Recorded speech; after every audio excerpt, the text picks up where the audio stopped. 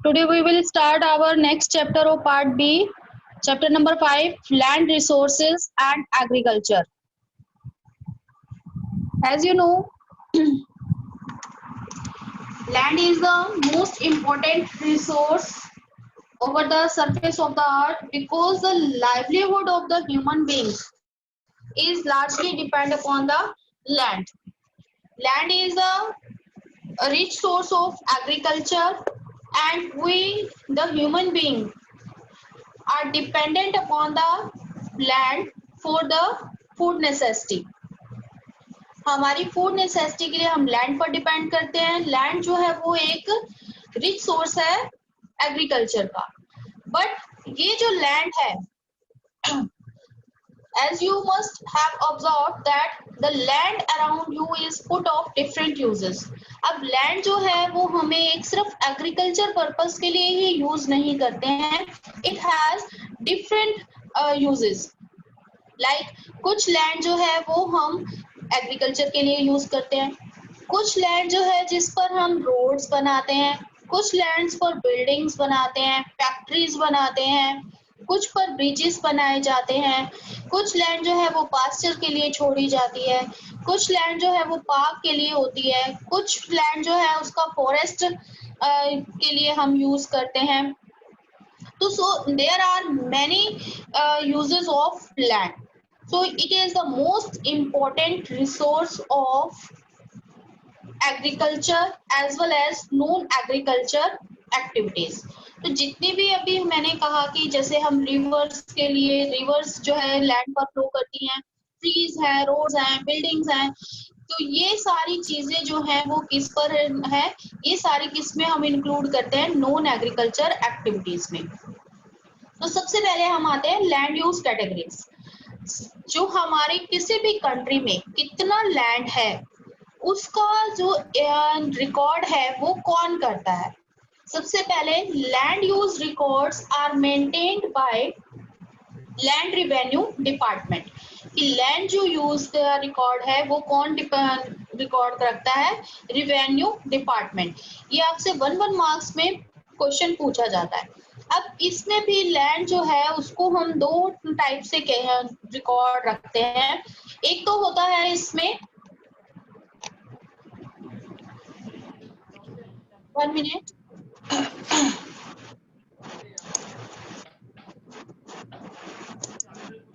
एक है इसमें आपका रिपोर्टिंग एरिया ये, और दूसरा है आपका ज्योग्राफिकल एरिया. तो रिपोर्टिंग एरिया क्या है और ज्योग्राफिकल एरिया, इन दोनों में आपको डिफरेंस समझना बहुत जरूरी है. ज्योग्राफिकल एरिया जैसे कि हम कहते हैं कि इंडिया का जो लैंड मास है 3.28 मिलियन स्क्वायर किलोमीटर है. तो ये हमारा क्या कहलाएगा, ज्योग्राफिकल एरिया, जिस पर हमें डिफरेंट लैंड यूजेस देखने को मिलते हैं. लेकिन जैसा भी हमने कहा कि ये जो लैंड यूजेस हैं वो डिफरेंट टाइप से हम उस लैंड को यूज करते हैं. किस कैटेगरी में कितनी लैंड का यूज हो रहा है, ठीक है, तो उसे हम क्या कहेंगे, reporting area. That is called reporting area.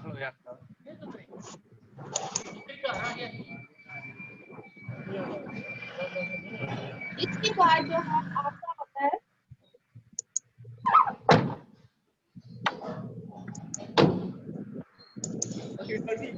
अब इसमें आपने दो चीजों का ध्यान रखना है, reporting area and geographical area. Reporting area means कि जब हम डिफरेंट लैंड यूजेस का जब हम रिकॉर्ड रखते हैं कि एग्रीकल्चर में कितनी लैंड है, पास्चर ग्राउंड में हमने कितना छोड़ रखा है.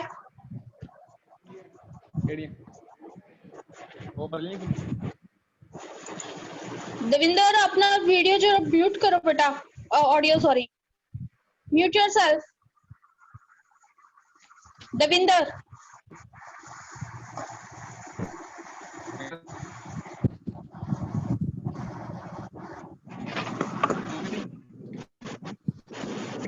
कितनी लैंड को हमने एग्रीकल्चर पर्पस के लिए रखा है, कितनी लैंड पर जो है हमारा रेजिडेंशियल, कितनी लैंड पर जो है फॉरेस्टेड एरिया है, कितनी लैंड जो है हमारा बैलेंस शीट है, ये सारा रिकॉर्ड जब हम रखते हैं that is known as a land use record which is maintained by the land revenue department and known as a reporting, while the geographical area is a whole land area of a country.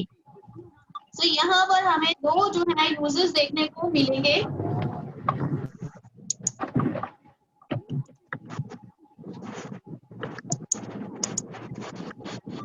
जैसे कि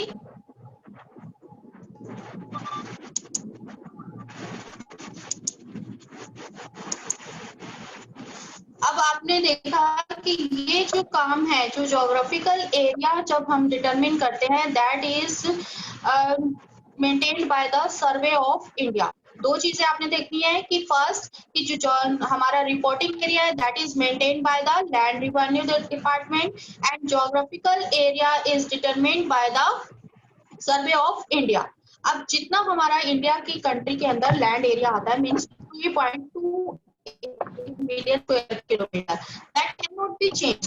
ये हमारी land boundary है तो इतने ही रहेगा। So it is a fixed and as per survey of India measurement, while the reporting area can be changed। कि हमारा जो है आज एग्रीकल्चर में सपोज 3000 हेक्टेयर लैंड है, हो सकता है कि कल हम उस 1000 हेक्टेयर में से कुछ लैंड पर बिल्डिंग्स या हम रोड्स बनाने के लिए उस लैंड को यूज करना शुरू कर दें, मे बी नेक्स्ट ईयर वो 900 हेक्टेयर रह जाए। तो इस तरीके से जो हमारा रिपोर्टिंग एरिया है that can be changed but the geographical area is always fixed. सबसे पहले कि हम India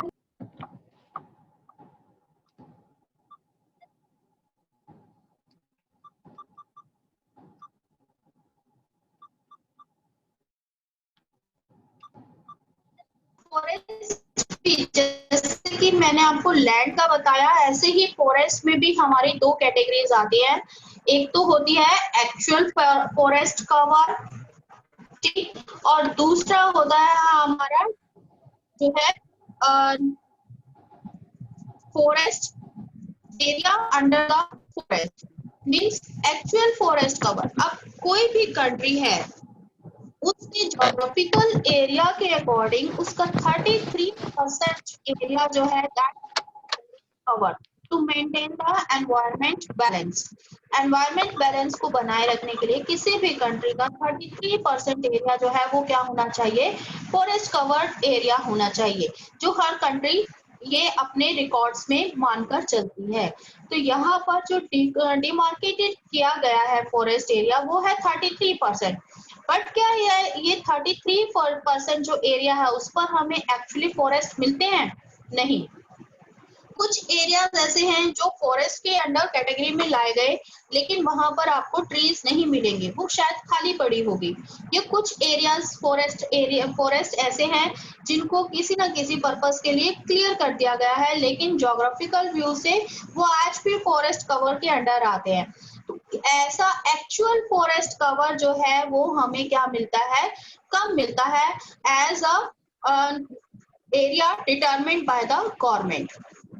So it is important to note that area under actual forest cover is different from area classified as forest। जैसे मैंने बताया area हमने classified किया हुआ 33%, जबकि हमारा एक्चुअल फॉरेस्ट कवर एरिया है 24%। तो it means that makes difference.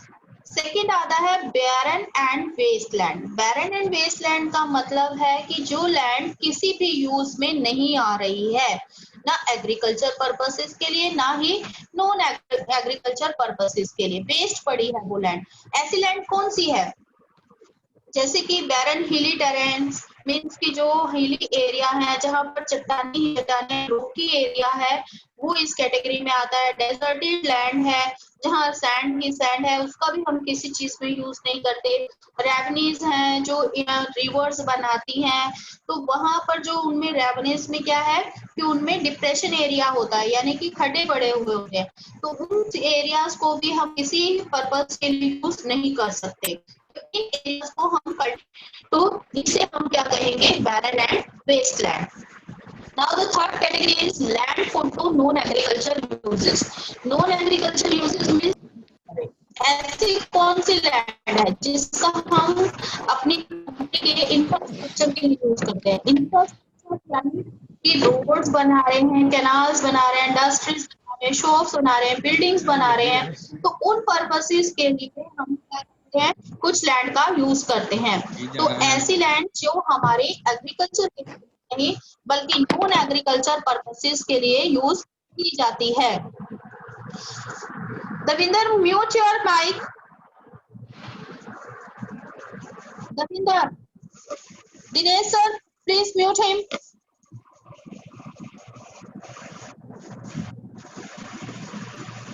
Fourth category है area under permanent pastures and grazing land. अब हर कंट्री कुछ न कुछ लैंड जो है वो एनिमल्स ग्रेजिंग के लिए भी रखती है, जिसको हम पास्चर्स ग्राउंड कहते हैं।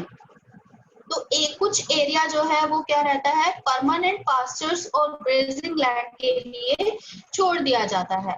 जैसे कि जो most of this land is on by the village panchayat और द गवर्नमेंट। विलेज पंचायत यानी जो हमारे गांव हैं उनमें एनिमल्स ग्रेजिंग के लिए कुछ लैंड छोड़ दी जाती है और इसकी मेंटेनिंग कौन करता है, पंचायत करती है या फिर टाउन्स में गवर्नमेंट करती है। So only a small proportion of this land is privately owned. The land owned by the village comes under common property. Is common property को हम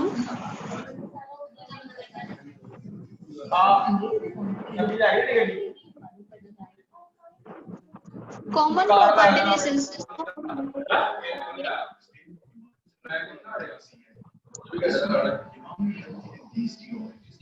Dinesh sir, hello. Hello.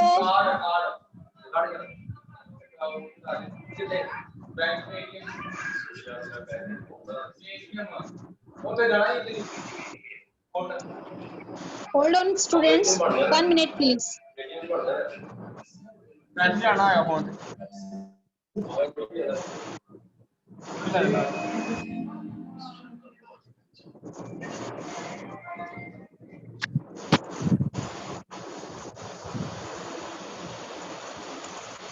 तो यहाँ पर हम क्या करते हैं कि जो ये रिसोर्सेज हैं यानी कि जो पास्चर ग्राउंड्स हैं उनको हम क्या कहते हैं, common property resources. Common property resources का मतलब किसी एक की प्रॉपर्टी ना होना बल्कि जो पूरी हमारी कम्युनिटी है उसका उस प्रॉपर्टी पर उन सबका राइट है, वो सभी उस प्रॉपर्टी को यूज करते हैं, मेंटेन करते हैं, मैनेज करते हैं।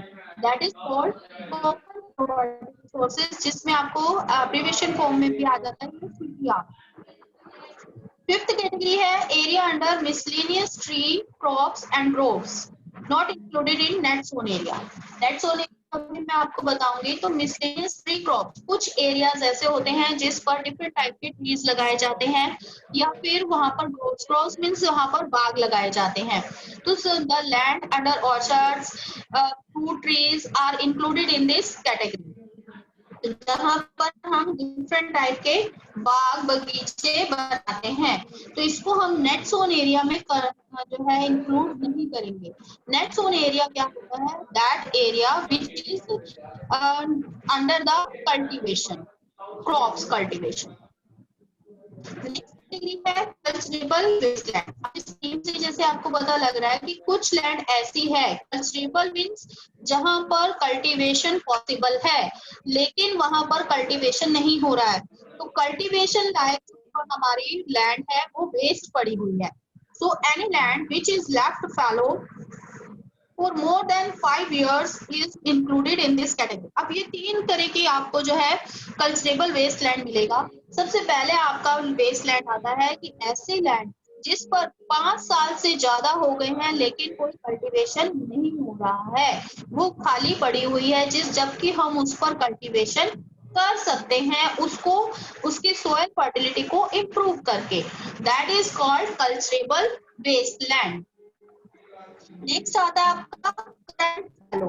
Current fallow the land which is left without cultivation for 1 or less than 1 agriculture year।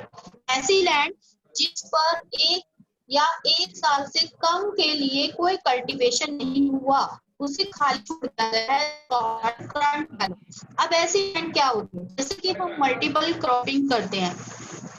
Multiple cropping में क्या कर रहे हैं, हम एक साल में 2 से ज्यादा फसलें ले रहे हैं। तो क्या होगा, जब हम फ्रीक्वेंटली क्रॉपिंग करते हैं तो लैंड की फर्टिलिटी क्या होना शुरू हो जाती है, रिड्यूस होना शुरू हो जाती है। तो sometimes farmer give the land for the recreation, उनके रिक्रिएट हो जाए उसके न्यूट्रिएंट्स, उसके लिए वो उसे खाली छोड़ देते हैं एक साल के लिए। तो ऐसी लैंड को हम क्या कहते हैं, करंट फैलो। और इसीलिए क्योंकि ये कोई पर्टिकुलर फिक्स नहीं है कि सभी फार्मर एक ही टाइम पर अपनी लैंड को खाली छोड़े, तो इसका हमारे पास कोई एक फिक्स रिकॉर्ड नहीं रहता। एक कैटेगरी है फैलो अदर देन करंट फैलो। अब इसमें वो लैंड आती है जो 1 साल से ज्यादा के लिए लेकिन 5 साल से कम के लिए खाली छोड़ी गई है। Means the land which is uncultivated for more than a year but less than 5 years. You can say 1 to 5 year के लिए वो खाली छोड़ दी गई है, उसे हम क्या कहेंगे, फैलो अदर देन करंट फैलो।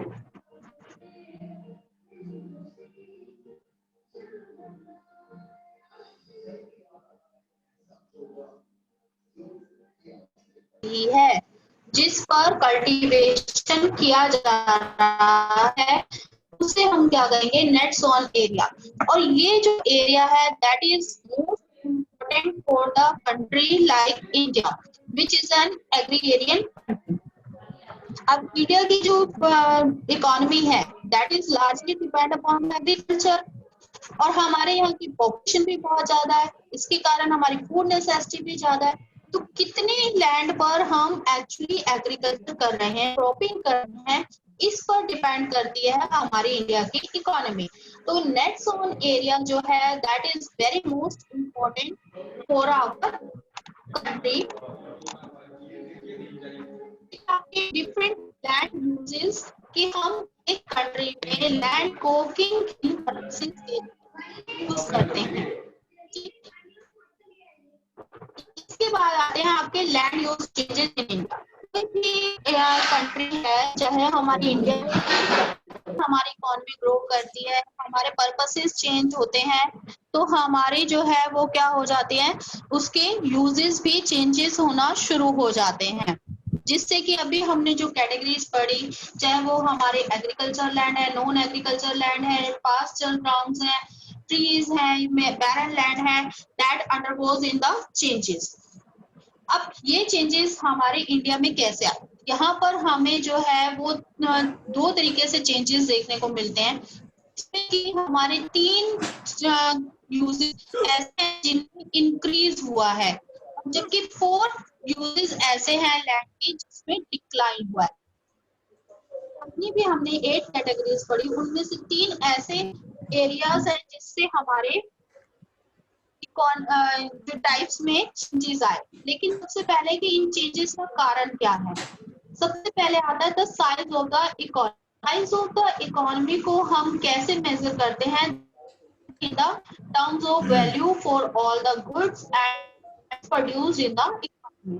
कि एक साल में एक कंट्री में जितनी गुड्स और सर्विसेज प्रोड्यूस की जाती है उनकी हम वैल्यू लगाते हैं, यानी उनका इनकम या करेंसी के रूप में हम उसको मेजर करते हैं। और तो इकोनॉमी, अब ये क्यों चेंज होते हैं, क्योंकि हमारा जो पॉपुलेशन है is increasing day by day, हमारा इनकम लेवल चेंज हो रहा है, टेक्नोलॉजी जो है वो चेंज हो रही है, जो हम पहले फैक्टर्स यूज करते थे वो अब चेंज आ रहे हैं, जिससे क्या हो रहा है कि हमारा जो प्रेशर है लैंड पर, क्योंकि जैसे इंक्रीज होगी लैंड पर प्रेशर तो आएगा, क्योंकि फूड नेसेसिटी किसने प्रोवाइड करनी है, लैंड ने। तो प्रेशर ऑन लैंड टाइम के साथ साथ, ठीक है, और जिसके नेशनल लैंड है, यानी जिस लैंड में थोड़ी बहुत भी कैपेसिटी है कल्टीवेशन की, उसको भी हम किस के लिए आए हैं, एग्रीकल्चर पर्पसेस के लिए। तो जिससे क्या हो रहा है, जो लैंड है उसके डिफरेंट यूजेस में चेंजेस आ रहे हैं। सेकंड है the composition of the economy. अब कंपोजिशन की जब हम बात करते हैं तो यहाँ पर आता है सेक्टोरियल कंपोजिशन। किसी भी इकोनॉमी में हम 3 सेक्टर मानकर चलते हैं, प्राइमरी सेक्टर, सेकेंडरी सेक्टर और tertiary sector. Primary sector is associated with the agriculture, while the secondary is related to the industries and tertiary activities is related to the other services. तो जैसे जैसे हम लोग developing से developed stage की ओर जा रहे हैं, हमारा ये जो सेक्टोरियल कॉम्पोजिशन है दैट इज आल्सो चेंजिंग। तो हम जो है प्राइमरी सेक्टर से निकलकर कहाँ जा रहे हैं, सेकेंडरी और टर्शरी सेक्टर में। जब सेकेंडरी और टर्शरी सेक्टर में हम जाएंगे तो हम क्या करेंगे, लैंड का ज्यादा से ज्यादा नॉन एग्रीकल्चर पर्पसेस के लिए यूज करेंगे। नॉन एग्रीकल्चर जो हमारी एग्रीकल्चर लैंड है उस पर भी हम बिल्डिंग्स, फैक्ट्रीज, रोड्स, ब्रिजेस ये सब बनाना शुरू करेंगे। तो हमारे जो लैंड यूजेस है उससे क्या आएंगे, उसमें चेंजेस आएंगे। थर्ड है though the contribution of the agriculture activities reduces over time, the pressure on the land for agriculture activities does not decline. It means कि हमारा जो जीडीपी में हम जब देखते हैं कि किस सेक्टर का कितना कंट्रीब्यूशन है, उस पे जब हम देखते हैं तो एग्रीकल्चर सेक्टर का जीडीपी में कंट्रीब्यूशन पास्ट के अकॉर्डिंग अब कम हो रहा है और सेकेंडरी और टर्शरी सेक्टर का जो है शेयर इंक्रीज हो रहा है, लेकिन जो लैंड पर प्रेशर है वो एज इट इज है, बल्कि और ज्यादा इंक्रीज हो रहा है। देखो, जब हम लैंड एग्रीकल्चर लैंड को नॉन एग्रीकल्चर में यू पुट कर देंगे तो उससे क्या होगा, हमारे पास एग्रीकल्चर लैंड कम हो जाएगा, लेकिन उसके साथ साथ उस पर प्रेशर और ज्यादा इंक्रीज हो जाएगा। इसके दो रीजन हैं। सबसे पहले मैंने जैसे आपको बताया कि जो पॉपुलेशन है हमारी, मोस्टली हमारी developing countries like India, the most population is dependent on the agriculture. तो एग्रीकल्चर पर हम डिपेंड करते हैं, चाहे इसका शेयर जीडीपी में हो रहा हो। दूसरा रीजन क्या है कि जब हमारा एग्रीकल्चर लैंड को हम नॉन एग्रीकल्चर में पुट कर देंगे, ऑब्वियसली हमारे पास एग्रीकल्चर लैंड क्या हो जाएगा, कम हो जाएगा। लेकिन हमारे जैसी कंट्री की पॉपुलेशन जो है वो क्या हो रही है, डे बाय डे इंक्रीज हो रही है। अब जैसे जैसे पॉपुलेशन इंक्रीज होगी तो उनकी फीडिंग के लिए भी हमें किसकी ज्यादा जरूरत होगी, फूड ग्रेन्स की जरूरत होगी। एग्रीकल्चर लैंड कम हो गया, पॉपुलेशन ज्यादा हो गई, यानी फूड नेसेसिटी ज्यादा हो गई, तो अल्टीमेटली प्रेशर किस पर आएगा, एग्रीकल्चर लैंड पर आएगा।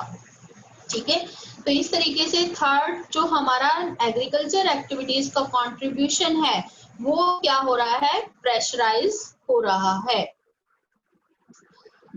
इस पे आपको लैंड यूज कैटेगरीज आपको इस डायग्राम में दिखाया गया है कि क्या चेंजेस आ रहे हैं हमारे लैंड यूज कैटेगरीज में 1951 तक 2014-15 तक आपको दिखाई देंगे।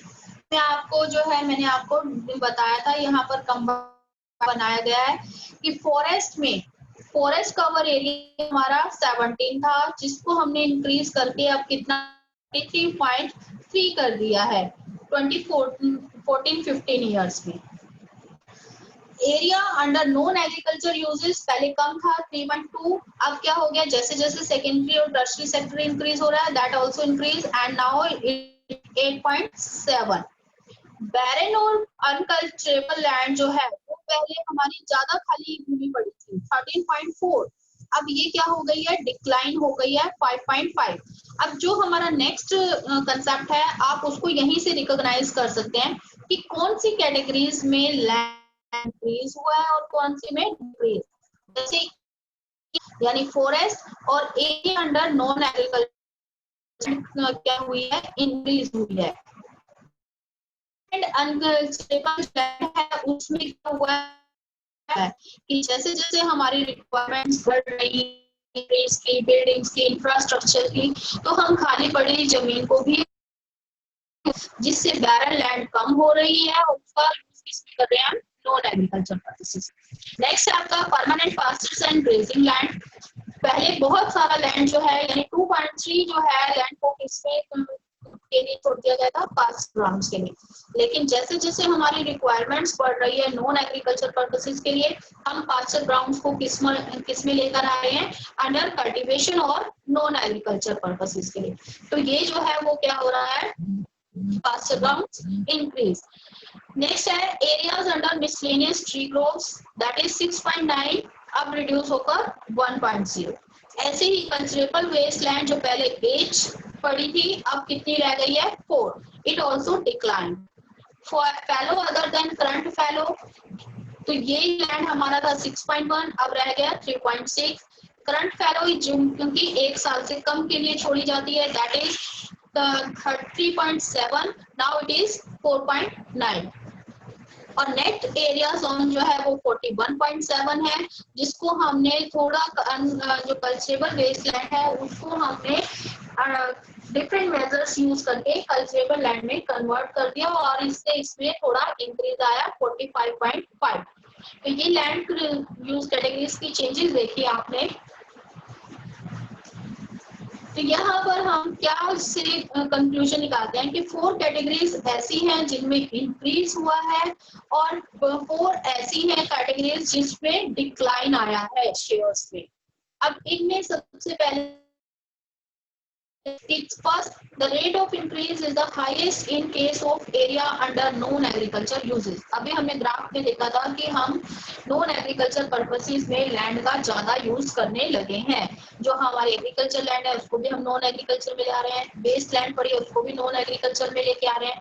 तो ये कैटेगरी हमारी क्या हो रही है, इंक्रीज हो रही है, जैसे जैसे हम इंफ्रास्ट्रक्चर अपना इंक्रीज कर रहे हैं।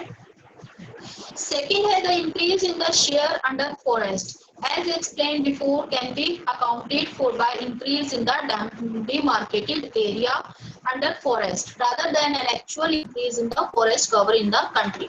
अभी इस ग्राफ में आपने देखा था कि जो हमारा फोरेस्टेड एरिया है, फोरेस्टेड एरिया वो क्या हो रहा है, ये एरिया इंक्रीज कर दिया गया। तो यहाँ पर क्या है कि फॉरेस्ट कवर एरिया रिकॉर्ड्स में तो इंक्रीज कर दिया गया कि 23.3 जो परसेंट लैंड है उस पर हम कुछ भी नहीं कर सकते, सिर्फ फॉरेस्ट ग्रो करेंगे। लेकिन फिर भी ये रिकॉर्ड में हमारा इंक्रीज हुआ है, लेकिन एक्चुअल इंक्रीज अभी भी हमें इसमें फॉरेस्ट में नहीं मिलता है। थर्ड इसमें कैटेगरी है the increase in the current fallow can not be explain from information pertaining to only 2 points. जैसा मैंने आपको पहले भी बताया था कि हर फार्मर अपने हिसाब से जो है करंट फैलो करता है, यानी लैंड को खाली छोड़ता है 1 साल के लिए। तो यहाँ पर हमारे पास कोई एक पर्टिकुलर इंफॉर्मेशन नहीं है कि 1 साल, यानी मान लो अगर हम ये साल लेकर चलते हैं तो इस साल कितनी लैंड जो है वो खाली रहेगी, अगले साल भी इतनी ही लैंड खाली रहेगी, ऐसा कोई पर्टिकुलर फिक्स नहीं है। तो ये जो है वो क्या रहता है, चेंजेस इसमें आते रहते हैं, and it depends upon the variability of rainfall and cropping cycles. Fourth है हमारा the increase in net area sown. Last category हमने पढ़ी थी कि जैसे जैसे प्रेशर जो है लैंड पर इंक्रीज हो रहा है, पॉपुलेशन इंक्रीज हो रहा है, फूड नेसेसिटी बढ़ रही है, तो हम कहीं ना कहीं जो वेस्ट लैंड है, क्योंकि लैंड तो फिक्स्ड एसेट है, उसको हम चेंज नहीं कर सकते, उसको बढ़ा या घटा नहीं सकते, बट उसके लैंड यूजेस को चेंज कर सकते हैं। तो जितनी हमारी कल्चरेबल वेस्ट लैंड पड़ी है उसको भी हम धीरे धीरे एफर्ट करके नेट एरिया जोन में लाने की कोशिश करते हैं, जिससे कि बहुत ज्यादा इसमें इंक्रीज नहीं मिला, लेकिन पहले से जो है नॉन एग्रीकल्चर यूज जो लैंड का है उसको हमने किस में कन्वर्ट करना शुरू कर दिया, नेट एरिया जोन में कन्वर्ट किया। ऐसे ही हमारे पास 4 कैटेगरीज है जिसका डिक्लाइन हो रहा है। ऑब्वियसली अगर हम एक कैटेगरी को कम करके दूसरी में इंक्रीज करेंगे तो दूसरी कैटेगरी तो डिक्लाइन होगी। तो first, as the pressure on land increase both from the agriculture and non agriculture sectors, the wastelands and culturable waste have witnessed decline over time. अभी हमने ऊपर देखा कि एग्रीकल्चर लैंड हमारा इंक्रीज हो रहा है, net area zone, non agriculture land use जो है वो इंक्रीज हो रहा है। अब ये कैसे इंक्रीज हो रहा है कि जो हमारा वेस्ट लैंड पड़ा है उस पर हम नॉन एग्रीकल्चर सेक्टर के लिए उसको यूज कर लेते हैं, और जो कल्चरेबल वेस्ट लैंड पड़ा है उसको हम एग्रीकल्चर के लिए यूज कर लेते हैं।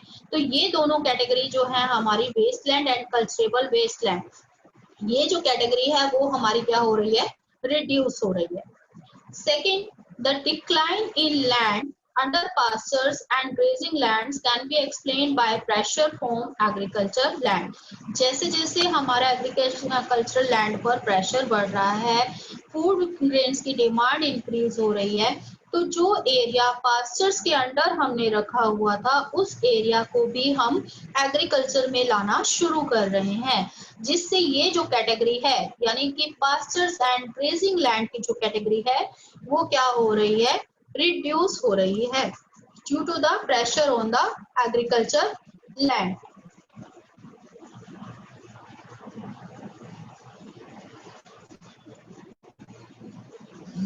इसके बाद आपका ये इसके साथ साथ हमारा जो नेट सोन एरिया है वो भी क्या हो रहा है कि पहले तो उसमें हमें इंक्रीज मिल रहा था, थोड़ा सा स्लाइट इंक्रीज मिल रहा था, लेकिन अब धीरे धीरे जैसे जैसे हम सेकेंडरी और टर्शरी सेक्टर की ओर जा रहे हैं तो हम एग्रीकल्चर लैंड को भी नॉन एग्रीकल्चर पर्पसेस के लिए यूज कर रहे हैं, तो इससे ये कैटेगरी भी धीरे धीरे अब क्या हो रही है, डिक्लाइन हो रही है।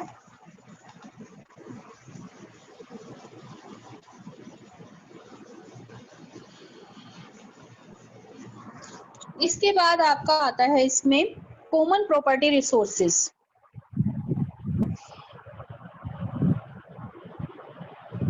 कॉमन प्रॉपर्टी रिसोर्सेज या agriculture land use in India, हम उसके बारे में पढ़े तो उससे पहले आपको पता होना चाहिए एक्चुअल इंक्रीज और हमारा rate of increase. Actual increase क्या है, सपोज कि हमने दो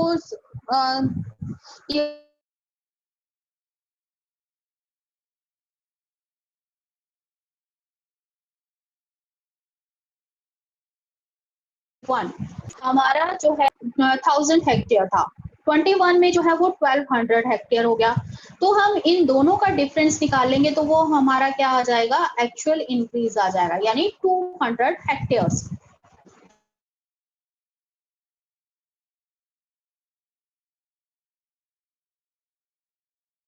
फॉर्मूला से निकालते हैं net sown area in the base year, यानी हम जैसे मेरे एग्जांपल में 2020, और net minus net sown area in current year यानी कि 2021 upon net sown area in base year into 100। इसको मैं आपको नेक्स्ट जो हमारा लेक्चर है उसमें हम इसको डिस्कस करेंगे।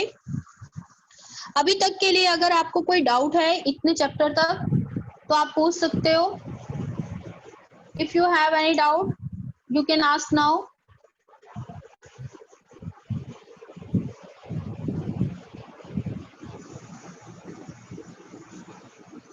हाँ जी स्टूडेंट्स, इतना चैप्टर आपको समझ आ गया। इसके बाद हम इंडिया के रेफरेंस में लैंड यूजेस को देखेंगे।